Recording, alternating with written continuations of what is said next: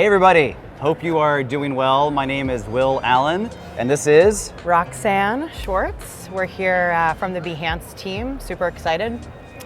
Live from MAX. Live from MAX. Yeah, you can't see the background, but it's we've got this amazing venue here. I'm sure you've heard about it all day long, but I'm sure you're also asking, who in the world am I? You've seen Roxanne before, so I'll give you just a little bit of background on who I am and what we're going to do here over this next half an hour or so. So my name is Will Allen. I've been with the Behance team for something like 7 years. It's a long time in internet years. I was a COO of Behance before we joined Adobe, and I've been here ever since. And I oversee the Behance team, Adobe Portfolio, 99U, and some really fun, interesting side experiments that we're working on. So we've got a whole host of questions about the future of Behance and Portfolio that we're gonna go over, and then some of you have submitted some stuff in advance. But if you have any questions about the strategy, where we're trying to go, what we want to do, drop them in the chat. We've got it right here, and we'd love to look over those. I mean, so we've got Elizabeth online, we've got Tom saying welcome, thanks you guys, thanks for being here.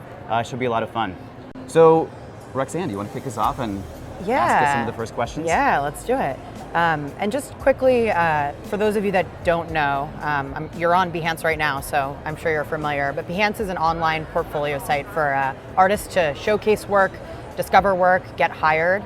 And so I work on the community team, and I work with users like you, like Jason, like Tom, like Elizabeth, so we're just really excited to be here. So we did field some questions in advance, and we'll go through some of those and then take some questions from the chat. Let's do it.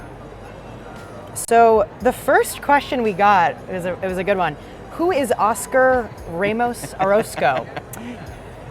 This is an impossible question to actually answer.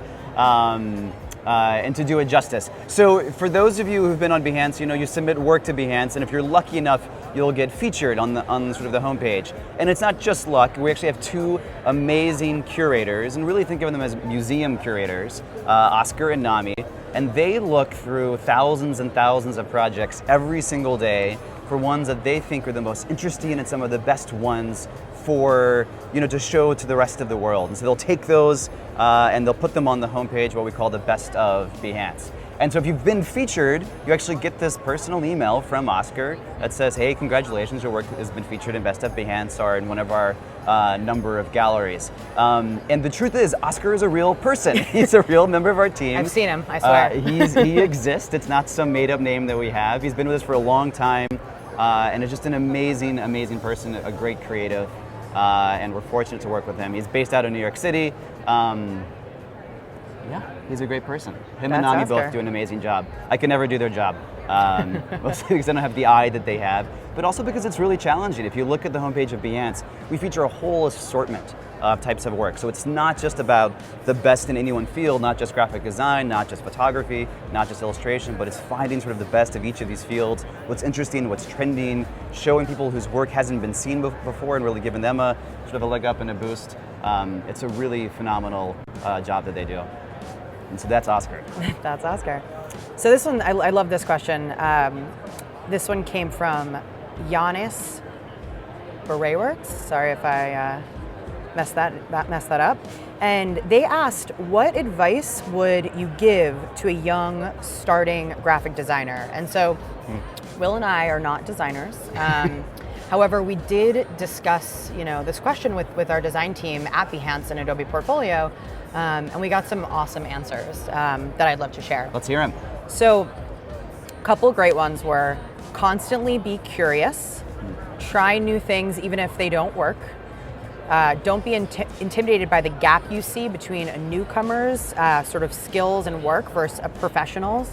That comes with time and experience. Don't give up. Yep. Collaborate with friends whenever you can. That was a big sort of theme amongst the advice. And Zach, who leads design at Behance, he said, the best thing that ever happened to me was working closely with friends and more experienced coworkers and seeing how they work. And he said that imposter syndrome is totally normal and don't let it stop you from trying new things, and that it's something that actually will never go away.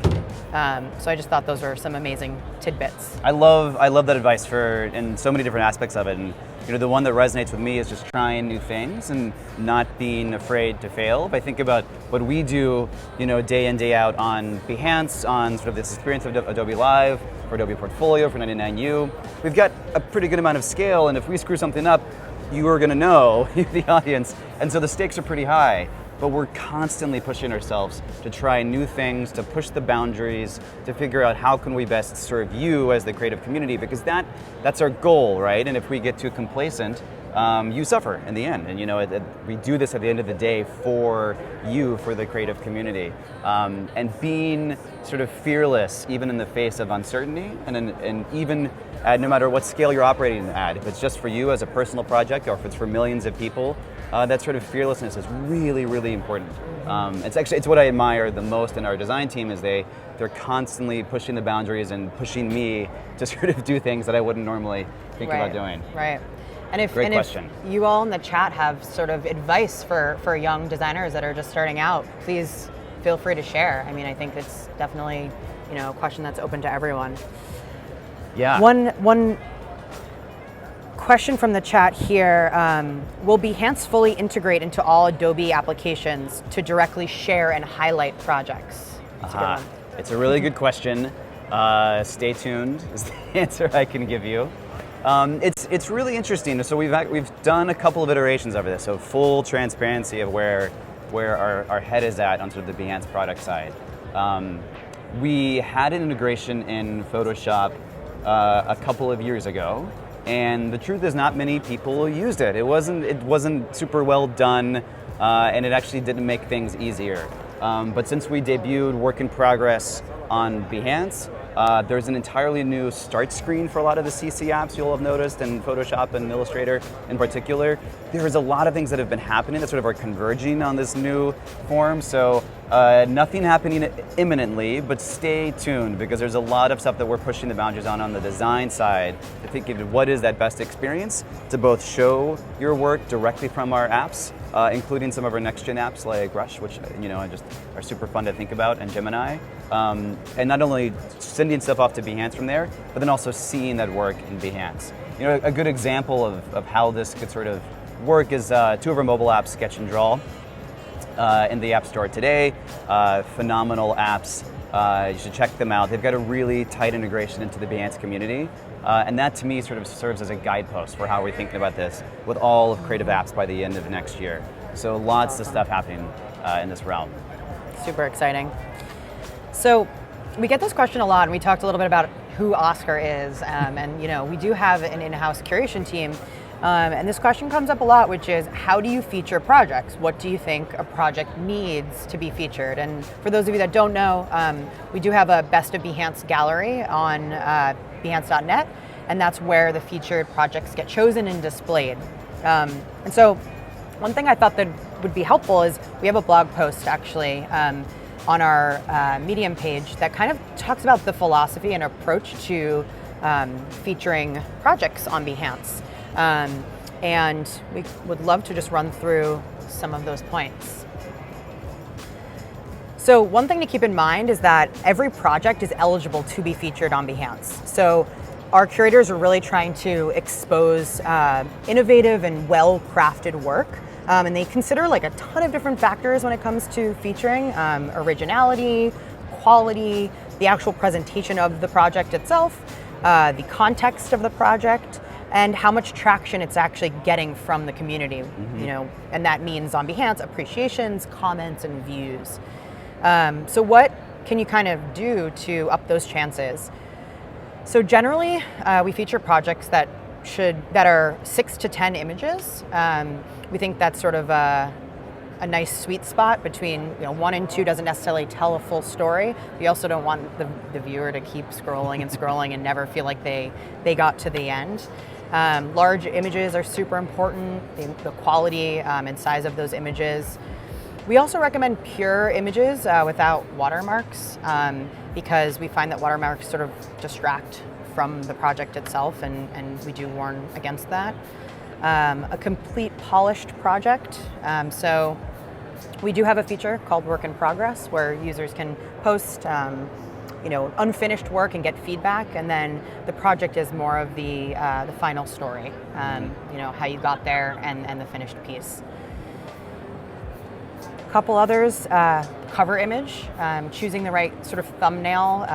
I kind of think of it as like a store when you're walking by a store and you see a storefront. What's going to kind of make you want to go into that store, making sure that the cover reflects what is in the project itself. And then categorizing your work correctly. We have a ton of creative fields that you can list your project under on Behance, and we're adding more as users request that. So tagging your work with the right fields, giving the people who worked on the project the right credit, co-owning projects when you see fit. So just kind of adding that context, not just the work itself, but who worked on it, how did you make it, and sort of what was the inspiration behind it.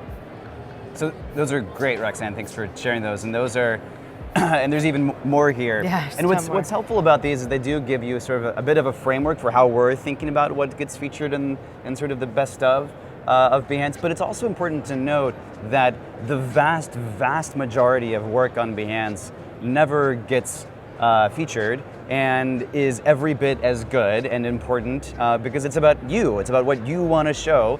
And so what we are able to feature in this one little section of Behance is a tiny, tiny slice. So I think these are important things to keep in mind because I think these are best practices for showing your work in general. Anywhere, right? So any client is going to want to see a lot of these things, and it's how work is presented best on Behance. But don't, this race to sort of get featured or the desire to get featured, it's understandable. We certainly do stuff to encourage it to a certain degree, but it's not the end of things.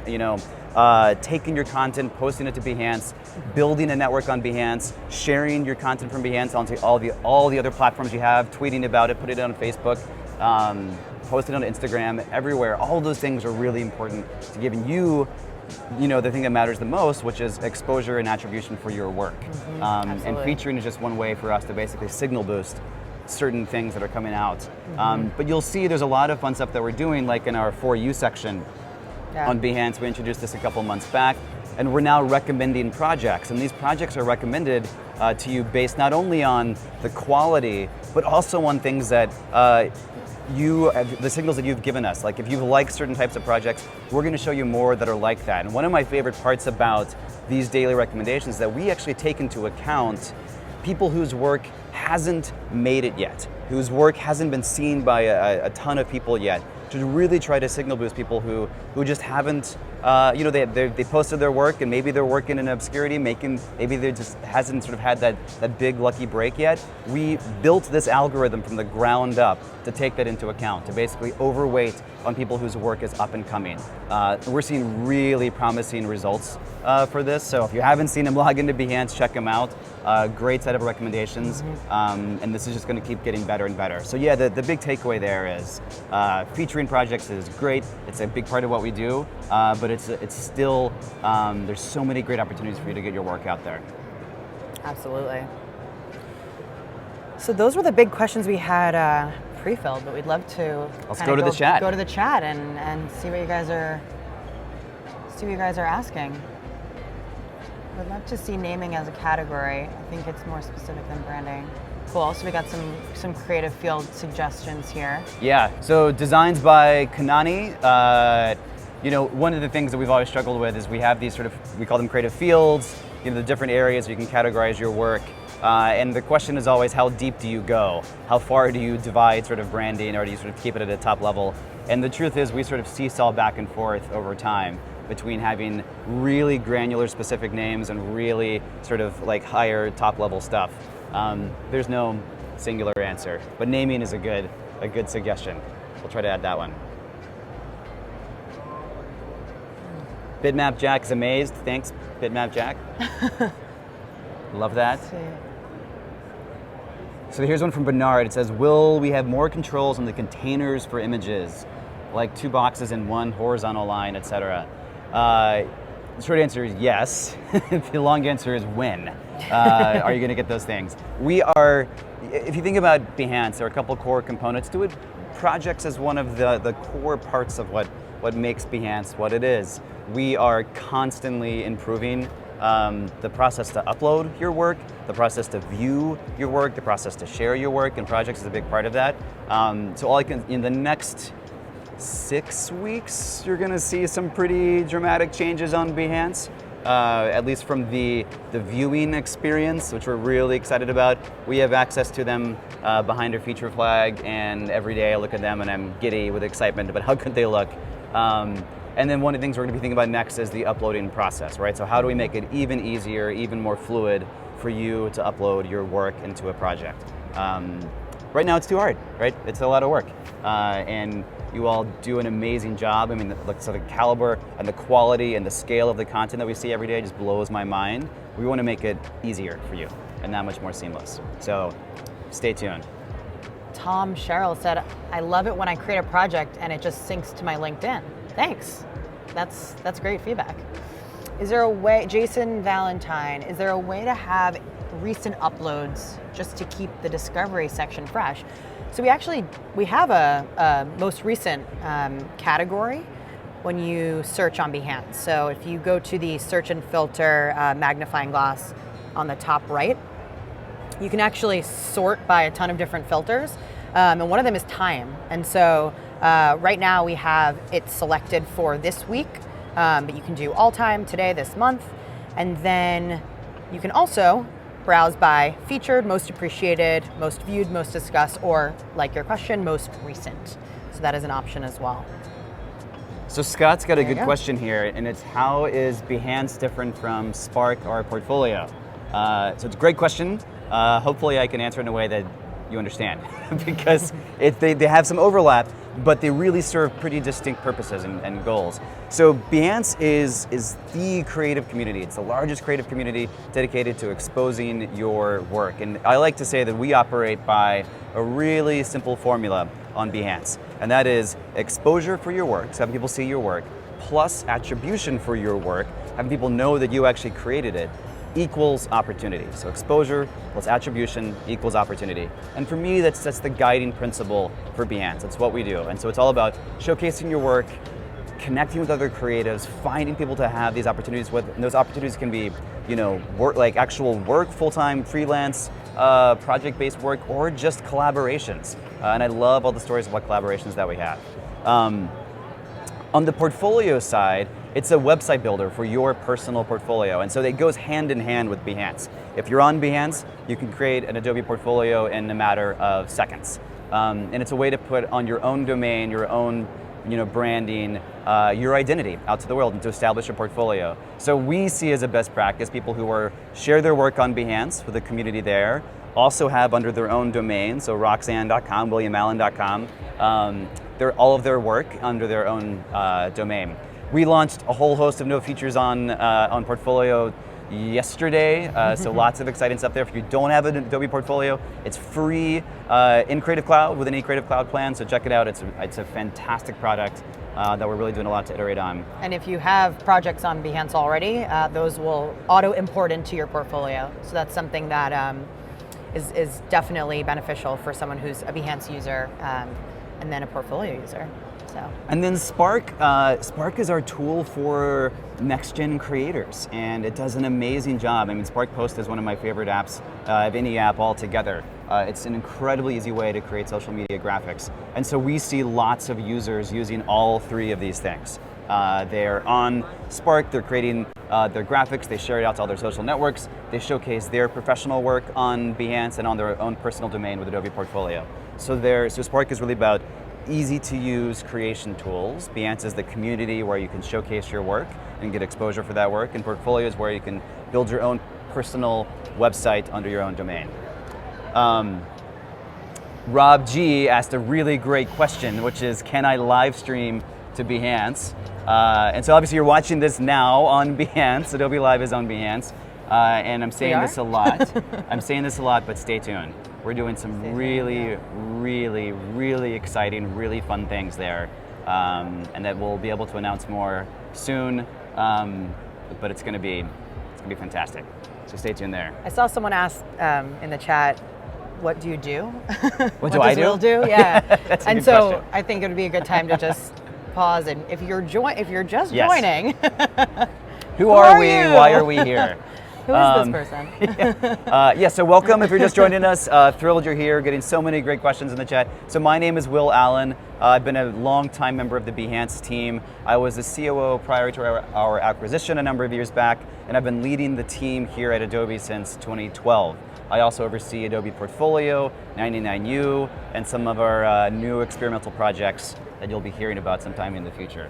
So I oversee the full sort of aspect of what Behance does, and mostly I'm in meetings all day, but meetings to try to get, to really align our strategy and our vision for where Behance is going, and getting to work with amazing people like Roxanne, who leads community efforts for Behance. That's awesome. What else we got? How will Magento be used in the future?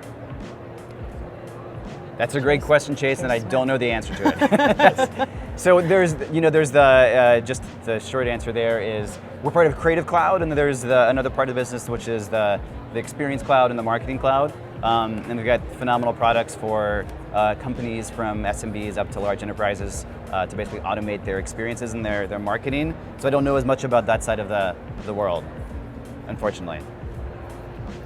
Yeah, lots of questions about sort of like, replacing images in the edit grid view. It's, there are these little sort of tweaks to the Behance experience that we know we've got to do and we know we want to do. If you look at our Trello board, which is sort of how we do our roadmap for a lot of these things, it's like a mile long. We look at it of all the stuff that we're doing. So we're working on it, we're gonna make it better. But yeah, we wanna make it as easy as possible to upload a project. That's always our goal, and we're going to keep getting better. So like I said, the next couple of months for Behance are going to be really great in terms of the updates we're going to launch. We've got, I don't want to spoil too many secrets here, but just, I'll say, just check out the experience when you go to Behance in, I don't know, sort of late November, and you'll notice right away what we're doing to make your work look better, to make your profile look better. Because again, we always go back to that equation of giving you exposure and attribution for your work, and that is key, and that sort of drives our product strategy. And so making your work look as good as it possibly can, and to be able to be shared as easily as it can, is our top priority. And then we'll start thinking about making that editing experience and uploading experience much more seamless. One of the first questions we got was, how do you pronounce Behance? I know it's a controversial subject because many people think it's pronounced Beyonce, and they get disappointed when Behance is not Beyonce's homepage. But we have great stuff too. Yeah, exactly. I think Behance is a great way to do it. It's a made-up word. I mean, let's be honest. That's the fun part. Yeah, it's whatever you want it to be. Yeah, one thing we haven't talked about that I think is important to mention is our mobile app. We released a massive update to our mobile app a couple of months back. It is better than ever. We've had an app for a long time. It's on iOS, it's on Android. I think it's a fantastic app, but this latest update is just gorgeous. What we've done is really, blow up your images to make them really large, and sort of like the browsing experience is much more fluid. You see people's work in progress right at the top. You can sort of browse through, see amazing work on the go, follow the creatives in the industry that you want to follow, share your work really easily from on the go. No matter where you are, if you're at Adobe MAX, if you're somewhere else, want to upload a work in progress, upload a project, it's dead simple to do so. And we've got so many more updates coming on both iOS and Android in the coming weeks. We're making updates every single day, every single build for those things. So if you're on Behance and you don't have our app, check it out, download it. It's definitely worth it. I think it's a fantastic experience. I love the app. I use it all the time. Yeah. It's become so addictive. Yeah. So yeah, highly recommend. And it's just, I personally love, I love landscape photography. It's one of the things I've always enjoyed.